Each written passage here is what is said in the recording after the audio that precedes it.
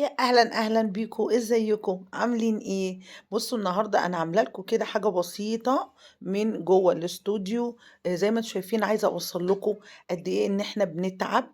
ده برنامج البيت وناسه في قناة هي الفضائية، بيتذاع كل يوم اتنين الساعة 16:30. زي ما أنتم شايفين بتبقى الحلقة قبليها خلية نحل شغّالة، تضبيط الضيوف، تضبيط الكاميرات، الاستوديو، مكان المطبخ اللي باشتغل فيه. بجد بيتعبوا معانا كتير عشان نطلّع الحلقة الصغيّرة دي اللي أنتم بتشوفوها. بنقعد قبليها بساعتين، 3 بننظّم الحلقة، وقبل دخول الاستوديو بنُص ساعة بننظّم كل حاجة بحيث نكونوا مستعدين كلنا إن إحنا نطلّع لكم أحلى حلقة.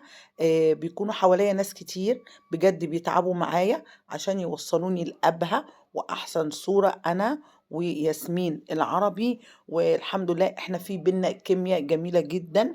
أتمنى إن إحنا نكمّل كمان السيزون الرابع، ده تالت سيزون لينا بقى لنا سَنة شغالين في البرنامج. بصراحة اتعرف وبقى برنامج جميل جدًا، أتمنى تشاهدوني دايمًا وباي.